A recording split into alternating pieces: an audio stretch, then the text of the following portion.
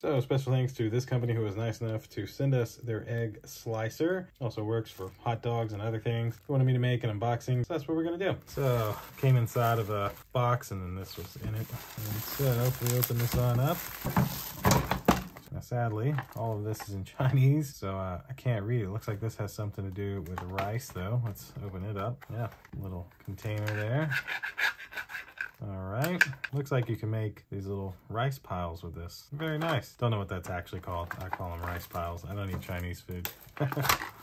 Ooh, this one's blue.